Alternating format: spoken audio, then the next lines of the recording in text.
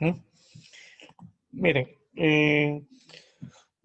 cuando nosotros vimos la última clase, hablamos del Imperio Persa, ¿verdad? Hablamos de cómo este imperio fue formándose.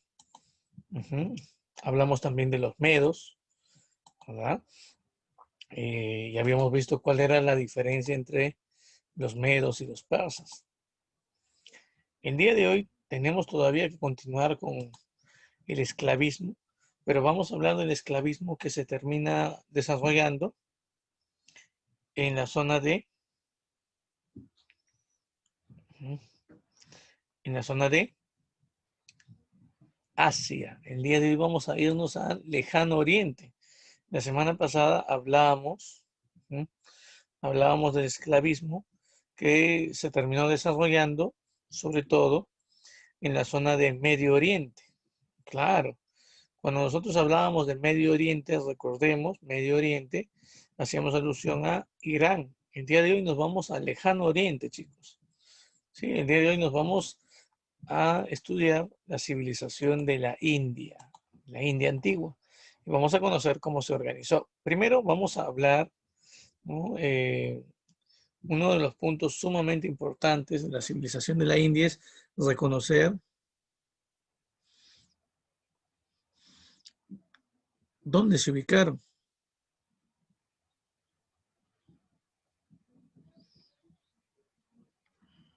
Entonces vamos a empezar señalando la ubicación geográfica. Aquí tenemos primero unas imágenes que hacen alusión a la civilización de la antigua India. Ujú. Eh, está bien, Naomi. Ujú.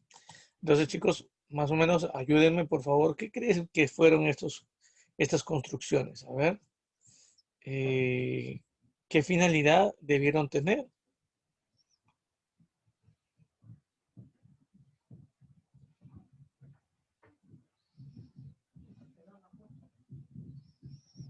A ver, ya. Ujú. Por ahí Solís dice son templos. Ya. Ujú. Puede ser, puede ser. Ya, pero ¿qué pueden ser? ¿No? O sea, ¿qué tipo de construcciones pueden haber llegado a ser? Fortalezas, tumbas, templos, eso. ¿Qué opinan ustedes? El día de hoy vamos a conocer sobre estas dos construcciones, sobre todo.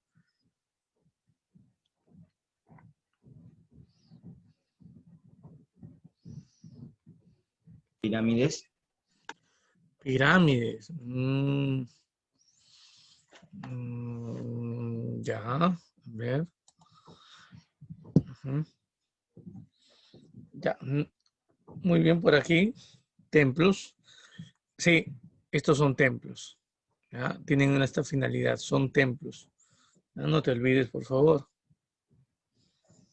Ujú. Ya, ambos vienen a ser templos, no te olvides. Ahora, una de las cosas que debemos nosotros tomar en consideración aquí y de mucha importancia, ujú, es que son templos, pero de dos religiones totalmente distintas. Dos religiones totalmente distintas. ¿Ya? No te olvides. Uno de ellos, por ejemplo, vienen a ser templos budistas. Ya vamos a conocer cuáles vienen a ser los templos budistas y cuáles son los templos hinduistas. Ya, no te vayas a olvidar. Ujú. Bueno, vamos a señalar ahora, chicos, la ubicación. Aquí está. Tenemos un mapa para poder encontrar la ubicación de la civilización de la antigua India. Miren, esta zona se le conoce como la península del Indostán. Sí, a este lugar se le conoce como la península del Indostán. Ujú. Sí, actualmente aquí existe un país, la India se conoce. Ujú. Y su capital viene a ser esta zona con punto guindo, se llama Nueva Delhi. La civilización de la antigua India floreció en este lugar. ¿Sí? Esta civilización de la antigua India va a florecer en esta península llamada el Indostán, donde se ubica en la zona del lejano oriente, profe, la zona del lejano oriente. Ujú. No hay que olvidarnos. Lejano Oriente, profe, Lejano Oriente, sí, cuando nosotros hablamos de Lejano Oriente estamos hablando de la zona de Asia que se encuentra más alejada a Europa. Y este territorio señalado aquí, se le conoce como la península India o la península del Indostán. Aquí se van a desarrollar ellos. ¿Ya? No se vayan a olvidar, abarcaron obviamente el territorio actual del país de India. Claro, hay otros territorios que también son colindantes a este lugar, ¿no? Como Pakistán, la zona de China, Nepal, Bangladesh y otros territorios, ¿no? Claro, pero sobre todo lo que hoy forma parte del país de la India. Ahora, llama la atención aquí observar sobre todo dos zonas. Profe, dos zonas, sí. Aquí debemos nosotros tomar en consideración este lugar, miren, miren aquí, el valle del río Indo y también el valle del río Ganges. No te olvides, valle del río Indo y valle del río Ganges. Estos dos ríos importantes, uno al oeste, el Indo, y otro al este, el Ganges, fueron lugares de suma importancia. Aquí se establecieron las ciudades más importantes de la antigua civilización de la India, pero también en estos lugares se desarrolló la actividad que para ellos fue la más importante. ¿Cuál crees tú que fue la principal actividad económica de la antigua civilización de la India? A ver, ¿qué actividad crees que fue la más importante? ¿Mm?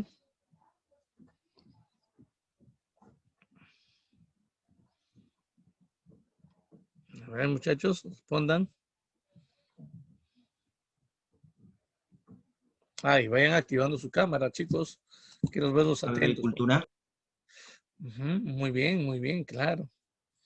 La agricultura, esa fue la actividad principal. Si nos hemos dado cuenta, en Mesopotamia, en Egipto, en Fenicia, ¿sí? Bueno, en Fenicia no, en Hebreos, la actividad principal fue la agricultura. Ujú, claro. Entonces, aquí también en la antigua India, la actividad principal fue la agricultura. Y hablando de la agricultura, para esta civilización, chicos, hablando de la agricultura, ¿qué cultivos crees tú que se desarrollaron en este lugar? A ver. Ujú. Cereales, sí, aquí se desarrolló sobre todo el cultivo de cereales. Cuando yo te digo cereales, por ejemplo, podemos decir, en el caso del trigo, ¿qué más? La cebada, muy bien, excelente. El arroz no, el arroz es más de China, de la antigua China. Ujú. ¿Qué más? ¿Qué más? Otra parte de esto. A ver, las legumbres. Claro, las legumbres. La papa, ¿cómo va a ser la papa? No, no. Chicos, llevan historia del Perú, creo ustedes. La papa es un tubérculo americano, ¿ah? No es europeo, no es asiático, ¿no? La papa recién va a llegar a Asia y Europa tras la dominación que España realiza sobre el imperio incaico. Entonces, no puede ser la papa, ¿no? Pero sí podemos encontrar de repente algunas frutas como los melones. Claro. Ujú. Y en la India se inició el cultivo de este producto. Miren, no es para el consumo alimenticio, es para elaborar finas vestimentas. ¿Cómo se llama? Ujú. El algodón. No te vayas a olvidar. El algodón. Ujú. No te vayas a olvidar de eso. Ujú. No aparece, eso se obtiene obviamente de una semilla de papa americana previamente. Ujú. Claro, el algodón. Entonces, tenemos trigo, cebada, legumbres, melones y algodón. Miren esa gran variedad de cultivos que la población de la India tuvo. Profe, ¿crearon animales? Sí, crearon sobre todo vacunos. Pero el ganado vacuno para la población de la India va a ser un ganado o un animal sagrado. ¿Ya? Sagrado. Hasta el día de hoy, ¿ya? Las religiones de la antigua India rinden culto a este animal, a las vacas. El cebú, por ejemplo, de la India es uno de los vacunos importantes, no te olvides. Ujú. Ya no te vayas a olvidar el cebú. Ujú.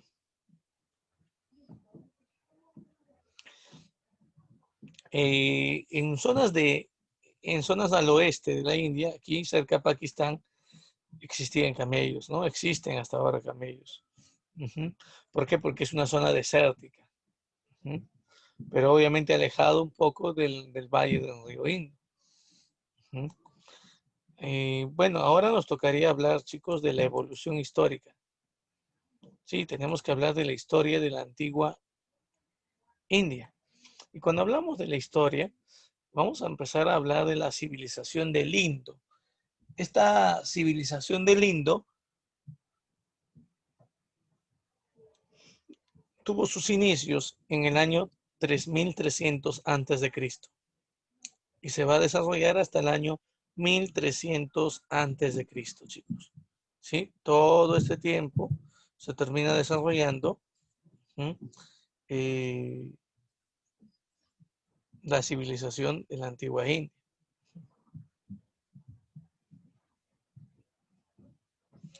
Ahora, durante estos años, del 3300 antes de Cristo hasta el 1300 antes de Cristo, la India vive la llamada Edad del Bronce. ¿Se acuerdan ustedes cómo se obtenía el bronce? Para obtener el bronce, la población del Indo, así como se le conocía a esta primera etapa, tuvo que mezclar dos metales. ¿Cuáles son?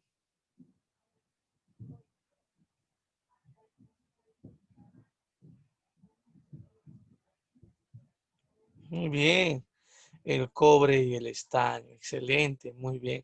Y hablando de civilización de la India y estas personas que vivieron en este tiempo y crearon el bronce, de la aleación del cobre y el estaño, estos primeros habitantes de la India, chicos, recibieron el nombre de Drávidas. ¿Ya? Aquí está, Drávidas.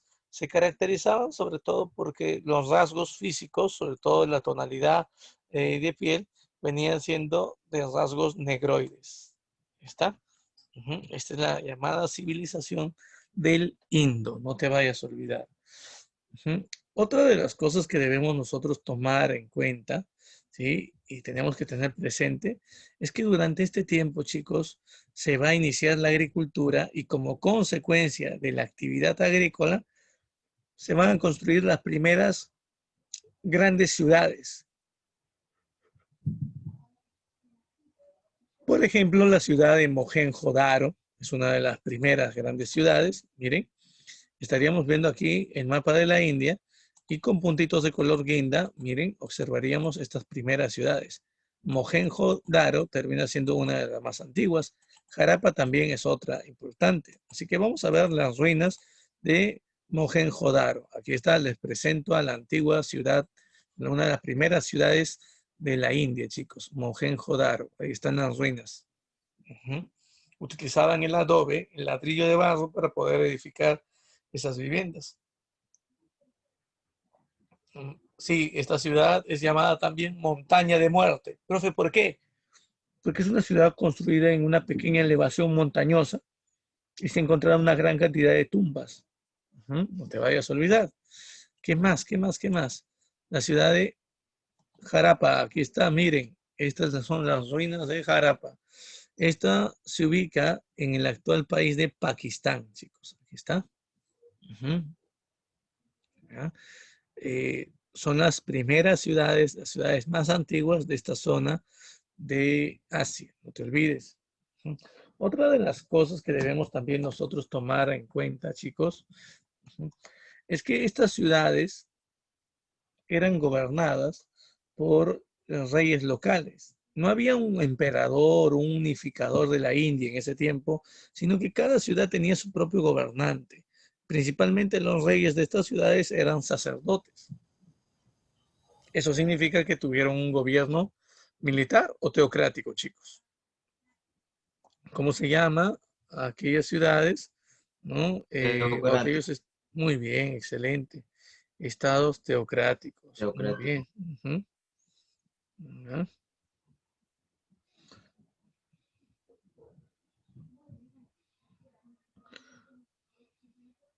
Ahora, es importante, chicos, es importante tomar en cuenta ujú, eh, que tras la etapa de la civilización del Indo, tras este periodo de la Edad de Bronce, de la aparición de las primeras ciudades, como consecuencia de la agricultura, y que tenían un gobierno teocrático, ujú, eh, como que los sacerdotes eran normales.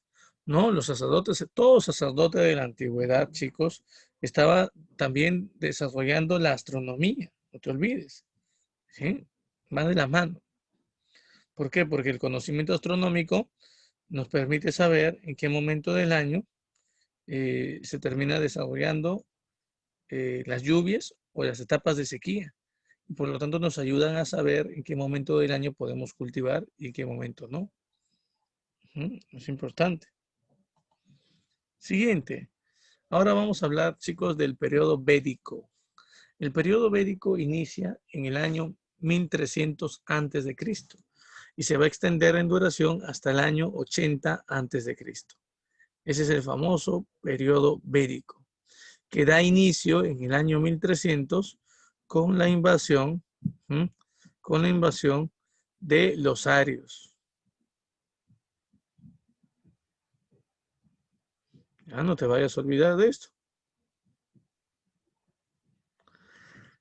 Profe, una pregunta, ¿y quiénes son los arios? Los arios son un grupo de pueblos que se va a caracterizar por tener un color de piel clara, ¿sí? Van a ser de raza blanca. Esos son los arios. ¿Mm? Eh, Estos van a establecerse en el Valle del Indo, van a lograr esclavizar, después de vencer a los drávidas, que eran los primeros habitantes de la India, no te olvides, los van a convertir en esclavos. ¿Mm? Algunos de ellos van a ser convertidos también en sirvientes. Otros van a ser expulsados a la zona sur de la India, las zonas donde no había gran cantidad de fertilidad, zonas prácticamente áridas de suelos infértiles, ahí los van a mandar. ¿Mm? Pero fue una pregunta. ¿Fue fácil para los arios someter a los drávidas? Sí, fue fácil. ¿Por qué? Porque los arios vienen con una tecnología militar más adelantada. Profe, ejemplo, ¿qué tecnología militar? Los arios, por ejemplo, llevan a esta zona de Europa por primera vez la presencia del caballo. La caballería es un elemento muy importante en el ejército, chicos. Los arios, al utilizar la caballería en su ejército, le dan una ventaja frente a los drávidas. Además, durante este tiempo, los arios invasores van a tratar de unificar a todos los pueblos conquistados, sobre todo los drávidas, que toda la India se unifique, y para eso se establece el uso de un idioma, ¿sí? ¿Cuál fue el idioma más antiguo que se estableció aquí en la India?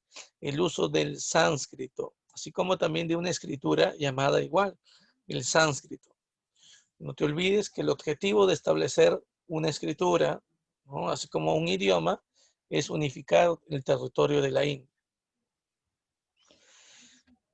Además de esto, los arios llevan a la India una religión politeísta. ¿Qué significaba este término, chicos, de politeísta? A ver, ¿qué significaba el término politeísta? Ujú. Muy bien. ¿Estos que creen en qué? En varios, ¿qué? En varios dioses. No te vayas a olvidar. Ujú. Claro, aquellos que terminan creando, muy bien, creen, adoran, rinden culto a varios dioses, muchos dioses, no te vayas a olvidar. Eso se llama politeísmo. Profe, una pregunta. ¿Esa religión cómo se va a llamar? Religión védica. Y se va a fundamentar las enseñanzas, sobre todo de esta religión, en unos textos sagrados que se le va a llamar los Vedas, que están conformados por una serie de poemas filosóficos, un poco difícil de entender, donde se rinde, donde mencionan cuáles son sus dioses. También cuentan un poco de la invasión de los arios, no te vayas a olvidar, Y bueno, estos Vedas se dividen en 4 grupos. Hay varios grupos de Vedas. Por ejemplo, está el llamado Rig Veda, es un libro, es un texto que trata de alabanzas a los dioses. Por ejemplo, está el Yajur Veda, que tiene que ver con qué, con ritos religiosos. El Sama Veda, pues el Sama Veda, sí, el Sama Veda tiene que ver, chicos, con melodías. Sama Veda, melodías, música. Ujú. Por ejemplo, cuando hablamos del Yajur Veda, tiene que ver con rituales, por ejemplo, la práctica de entierro, no te vayas a olvidar. Y también tenemos el caso del llamado Atar Veda. Profe, una pregunta, ¿con qué tiene que ver con los rituales de magia? No te vayas a olvidar, sumamente importante esto, ¿ya? Ujú. Eh, una de las, una de las características sumamente importantes de este periodo, chicos, viene a ser también que gracias a la invasión de los arios durante el periodo védico se van a impulsar la creación de algunas obras, sí, de algunas obras literarias, sumamente importantes. Pero bueno, vamos primero a analizar esta imagen, ¿sí? Esta imagen representa cómo los arios invaden la India, miren, ¿sí? Y bueno, van a crear 2 obras literarias muy importantes en este tiempo. Aparte de los Vedas, la imagen que les he traído aquí, chicos, esta imagen que no se visualiza bien, he tratado de buscar una imagen visual, no hay, no existe, son pequeños. Estas son la imagen de los 4 Vedas importantes, el Rig Veda, el Yajur Veda, el Sama Veda y el Atharva Veda, no te olvides. Estos son, pero por este tiempo también se terminan creando 2 obras religiosas o 2 obras literarias importantes. El Ramayana, profe, Ramayana, sí, que cuenta sobre todo el enfrentamiento entre 2 grandes familias, ¿sí? Los llamados Pandavas y los llamados Kauravas. Es un enfrentamiento entre 2 familias, pero en medio surge una especie de relación amorosa entre 2 jóvenes. Entonces, es algo así como la versión de Romeo y Julieta, pero para la India, para que entiendan. Amor prohibido, la rivalidad entre familias y todo lo demás. ¿Ya? Para que entiendan. Muy bien. Ahora, otra obra de este tiempo es el Mahabharata. Sí, ese nombre un poquito extraño. Miren, Mahabharata. El Mahabharata, chicos, cuenta también un enfrentamiento. ¿Profe, entre quién? Entre Rama, un héroe, una especie de dios, semidios, para ser exacto, que representaba la luz contra Ravana, que representaba las tinieblas, la oscuridad. Eso nos cuenta el Mahabharata. Cuentan la historia sobre todo de este gran héroe, un semidios de la India llamado Rama. Ya no te vayas a olvidar de eso, sumamente importante. Aparte de esto, chicos, tenemos nosotros que hablar del periodo brahmánico. Periodo brahmánico, ¿sí? Cuando hablamos, por ejemplo, brahmánico, cuando hablamos del periodo brahmánico, estaríamos hablando de una etapa comprendida entre el año 800 antes de Cristo y el año 321 antes de Cristo. Profe, una pregunta, ¿y por qué se caracteriza este periodo llamado brahmánico? Porque la religión, ¿no?, que viene a influir mucho en la historia de la India, viene a ser la religión brahmánica. Y la religión brahmánica es una religión politeísta, chicos. Hay una gran cantidad de dioses en los cuales se termina adorando, pero sobre todo hay un dios importante. El más importante de todos es el dios Brahma. Brahma, sí. El dios Brahma representa, el dios Brahma representa a un personaje que tiene la característica de tener más de 2 brazos. ¿Qué, profe? Sí. Y también tiene varios rostros. Y en base a este dios, las personas de la India creían que todos los habitantes descendían de este dios, pero de distintas partes de su cuerpo. Habían algunos que descendían, por ejemplo, de los pies, otros de la cabeza de Brahma, y así se iban agrupando en castas, Profe, ¿castas? Sí. Las castas son también llamados varnas, chicos, para que entiendas. Las castas o varnas vienen a ser grupos sociales. Grupos sociales, ¿sí? Independientes. ¿Ya? No te vayas a olvidar. Profe, una pregunta, profesor. Ujú. Eh, ¿Puede de repente haber una imagen dentro de Brahma? Sí, hay varias imágenes de Brahma. Son imágenes obviamente animadas. Esta es una de ellas, ¿no? Miren, ahí está. Pueden darse cuenta, chicos. Ese viene a ser Brahma. Ah, profe, me doy cuenta que sí, efectivamente tiene varios brazos, tiene varios rostros. Sí. La gente creía que algunos descendían, por ejemplo, de la boca de Brahma. Ese grupo que descendía de la boca de Brahma deberían conformar la casta superior, o sea, la casta que se ubicaba aquí, en esta parte superior de la sociedad, los encargados de dirigir el gobierno. Profe, ¿cómo se le llamaba? Brahmanes. Aquí están, los brahmanes, chicos. Te he dicho que según la creencia religiosa, ellos descendían de dónde? De la boca de Brahma, no te olvides. Ujú. ¿Y quiénes eran? Conformaban el grupo de sacerdotes. No te olvides, ellos eran sacerdotes. También llamados dioses terrenales, porque representaban a los dioses en la tierra, no te olvides. Aquí también encontramos a quienes, a maestros, un gran número de poetas, sabios, intelectuales, todos ellos están aquí dentro de esta casta. No te vayas a olvidar. También es importante, chicos, señalar otra casta. Sí, la casta de mayor fuerza que conformaba el sector de los militares. ¿De quién estamos hablando, profesor? De los llamados chatrias. Según la creencia en la antigua India, ellos descendían de los brazos de Brahma. Sí, representaban, por lo tanto, eh, el sector de militares, guerreros. Sí, muchos de ellos tenían tierras, eran dueños de grandes extensiones de tierra. No te vayas a olvidar, estamos hablando de los chatrias. El sector fuerte descendía de los brazos de Brahma, no te olvides.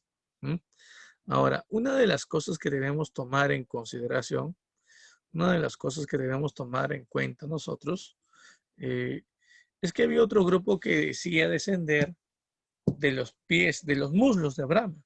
Muslos, ¿sí? Y representaban hombres libres llamados vaisyas. Se dedicaban a la artesanía, ¿no? A elaborar, por ejemplo, vasijas, cerámicas, adornos, collares, pulseras, ¿sí? Piezas de orfebrería, también joyas, pero también muchos de ellos se dedicaban a la actividad del comercio y otro número muy, pero muy grande de los vaisyas se dedicaban a la agricultura, a la crianza de animales. En general, los vaisyas representan al pueblo, chicos. Un pueblo libre, no son esclavos, no son prisioneros, no te olvides. Ahora, una de las cosas que debemos tomar en consideración, chicos, aparte de los vaisyas, vienen a ser los sudras. Profe, ¿quiénes son los sudras? Los sudras representan, miren, los sudras representan a los sirvientes. No te vayas a olvidar. Profe, ellos se ubican ¿dónde? ¿O ellos de dónde nacen? Nacen de los pies de Brahma. Son sirvientes, siervos también se les puede llamar. Muchos de ellos trabajan al servicio de los chatrias o de los brahmanes. Ya no te olvides, trabajan al servicio de los chatrias o de los brahmanes. Una de las cosas que debemos señalar, chicos, es que muchos de ellos habían sido pueblos que habían sido esclavizados por los arios. Cuando los arios invaden y dan inicio al periodo védico, ¿te acuerdas que habían unos habitantes originarios de la India, los primeros, los drávidas? Ya, los drávidas habían sido esclavos, por ejemplo, de los arios. Entonces, muchos de los sudras eran en verdad gente del grupo de los drávidas o descendientes de drávidas. Y así es como se conformaban cuatro castas distintas. Había un grupo que no formaba parte de una casta. Eran los llamados parias o danlits. O danlits, profe, ¿quiénes eran los parias? Los parias eran gente llamada intocable, impura. ¿Por qué? Porque la creencia era que A diferencia de las castas que hemos mencionado, brahmanes, kshatriyas, vaisyas y sudras, los parias descendían de Brahma, pero de los desechos de Brahma, ¿me entiendes? Lo que ellos llamaban el excremento de Brahma, de lo que no servía a Brahma. Profe, ¿en serio? Sí, y por lo tanto eran menospreciados en la sociedad de la India. Sí, muchos de ellos eran discriminados. Profe, ¿y en verdad quiénes son los parias? Los parias eran las personas que surgían producto del mestizaje, de la mezcla. ¿Sí? Por ejemplo, el hijo de un brahman con una vaisya era un paria. Si un sudra tenía un hijo con una vaisya, su hijo nacía paria, ¿me entiendes? No tenían ningún derecho, eran menospreciados en la sociedad. No podían vivir, por ejemplo, en las ciudades. Tenían que vivir apartados, alejados. Así, chicos, hasta el día de hoy existe zonas de la India, zonas, no en toda la India, donde se practica la religión brahmánica, también conocida como religión hinduista, y existe una sociedad dividida en castas como la que te acabo de presentar ahora. ¿Mm? No te olvides. Ahora, obviamente, chicos, la idea es la siguiente. Si tú naces dentro de una casta, si tú naces dentro de una casta, mueres formando parte de esa casta. O sea, ¿qué significa? Si tú naciste Vaisya, un hombre libre, vas a morir siendo un Vaisya. Tú no puedes cambiarte de casta. Así como tú tampoco puedes tener contacto con personas de otra casta. No puedes casarte, ¿no? Si te vas a casar, tienes que casarte con alguien que sea de tu misma casta. Clasificaban esta religión brahmánica, clasificaba a la sociedad en qué, en grupos o castas según su origen y según su poder económico. Si tenías mayor cantidad de bienes o riquezas, pertenecías a una casta superior, si no, a una casta inferior. ¿Me entiendes? Es así, chicos, cómo se organizaba en este tiempo esta sociedad basada en castas. ¿Ya? No te vayas a olvidar, sumamente importante esto. ¿Mm? Bueno, tenemos un periodo más. Después del periodo brahmánico, sigue el periodo del reino Magadha. ¿Sí? Aquí hay dos familias que toman el gobierno. Primero, los Sisunaja. ¿Qué? Sisunaja. Quienes gobiernan inicialmente en el reino Magadha. Durante este periodo se estableció una capital para tratar de unir todos los lugares del río Ganges. Esa capital se va a llamar como Pataliputra. Ese es el nombre de esta ciudad, no te olvides. Un poquito gracioso, ¿verdad? Es Pataliputra. Ujú. También durante este tiempo surgen dos religiones que comienzan a criticar el sistema de castas. Profe, ¿cómo se llaman estas religiones que critican el sistema de castas? Uno de ellos viene a ser el budismo, ujú, y otro de estos viene a ser el jainismo. Tanto el budismo como el jainismo critican el sistema de castas, no te olvides. Profe, una pregunta. ¿Y el budismo a quién rinde culto? A Buda. Pero Buda es un dios, ¿verdad? Primero que nada, déjame decirte, chicos, que Buda existió. Buda era un hombre, un noble, un príncipe de la India. Su nombre verdadero era Siddhartha Gautama. ¿Sí? Siddhartha Gautama, conocido como Buda o el Iluminado. Sí, y aquí hay que señalar algo muy importante, chicos. Una de las cosas que tenemos que mencionar de importancia es que Buda, estas son las ruinas de la ciudad de Pataliputra, por si acaso. Buda, a quien vemos en esta imagen, Buda se opuso al sistema de castas. Para Buda, la sociedad de la India no debería clasificarse en castas. No debería dividirse a la población en base a su, lugar, a su origen o en base a las riquezas. Buda decía que las personas deben dejar de pensar en acumular riquezas, las ansias o los deseos deben ser eliminados. Para eso se debe practicar meditación constante. Vemos la postura de Buda, cómo se encuentra, ¿no? Meditación. Y ellos señalaban que la meditación ayuda a que las personas logren alcanzar el nirvana. Entonces, ¿qué cosa es el nirvana? Es un estado, ¿no? De pureza del alma, donde se elimina todo sufrimiento y donde también el ser, la persona que llega a alcanzar el nirvana, se une al universo. Y eso favorece a que tras la muerte este ser vivo o esta persona pueda reencarnar. Por eso es que el budismo aceptaba la idea de la reencarnación, ¿no? Tú al morir puedes reencarnar en un animal, en otra persona, ¿no? Pero no es como en Egipto, chicos, que se creía que cuando tú morías, el alma podía volver a tu mismo cuerpo para iniciar una vida eterna. No. El budismo señala que hay reencarnación, pero tú puedes reencarnar en una planta, en un animal, ¿no? O puedes reencarnar en otra persona tras tu muerte. También se habla del jainismo. Profe, ¿qué es el jainismo? El jainismo, chicos, el jainismo se entiende como, el jainismo se entiende como aquella religión que también critica al hinduismo. Fue fundado por un personaje llamado Mahavira. No es tan importante, es mucho más importante conocer el caso del budismo. Por ejemplo, Buda se opuso al sistema de la riqueza, de la acumulación de bienes y repartió sus bienes entre los más necesitados. Ahora, nos ha quedado corto el tiempo, chicos. Nos volvemos a unir en 10 minutos y continuamos con esta religión llamada el budismo.